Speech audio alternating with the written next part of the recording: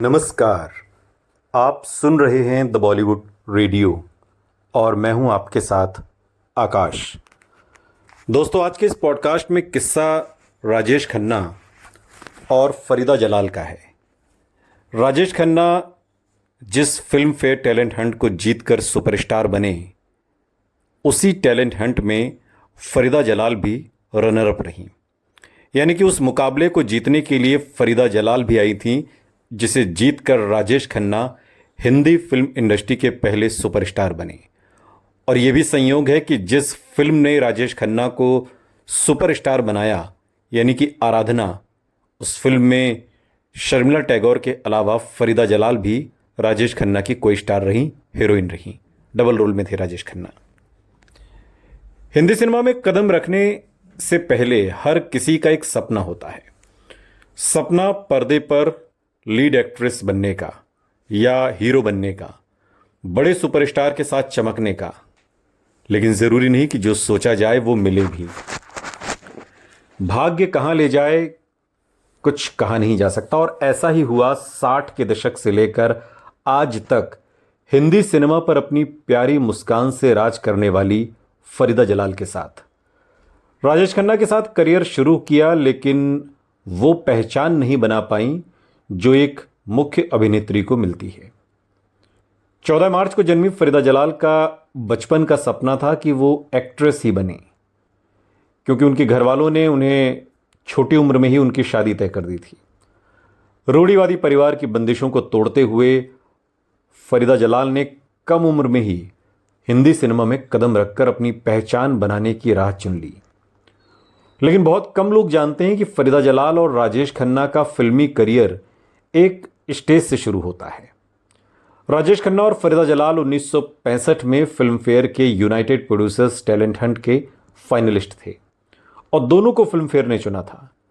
उस वक्त फरीदा जलाल और राजेश खन्ना दोनों ही नहीं जानते थे कि ये रिश्ता आगे चलकर बहुत गहरा होने वाला है। राजेश खन्ना को फिल्म आखिरी खत मिली और फरीदा जलाल को तकदीर। दोनों ने अलग अलग फिल्मों से अपने करियर की शुरुआत की, लेकिन डायमंड जुबली फिल्म आराधना में राजेश खन्ना और फरीदा जलाल के रोमांस ने पर्दे पर एक नया आयाम गढ़ दिया। इस फिल्म में राजेश खन्ना डबल रोल में थे, यानी एक जोड़ी शर्मिला टैगोर के साथ और दूसरी फरीदा जलाल के साथ। फिल्म का गाना बागों में बहार है, ये बहुत आइकॉनिक गानों में शुमार हुआ। लेकिन क्या आप जानते हैं कि पर्दे पर रोमांस करने वाले अरुण और रेनू, यानी राजेश खन्ना और फरीदा जलाल, सेट पर एक दूसरे से ठीक से बात तक नहीं करते थे। सालों बाद तकरीबन 1969 में ये फिल्म रिलीज हुई थी और अब 55 सालों के बाद फरीदा जलाल ने खुद एक इंटरव्यू में आराधना फिल्म की शूटिंग और उस दौर को लेकर कुछ बातें साझा की, और उन्होंने खुलासा किया कि उस वक्त राजेश खन्ना पर कामयाबी का नशा था और किसी नए आर्टिस्ट के साथ काम करना उन्हें गंवारा नहीं था। वो सेट पर बात करते थे और डायलॉग में गलती और रिहर्सल में फरीदा को डांटने लगते थे।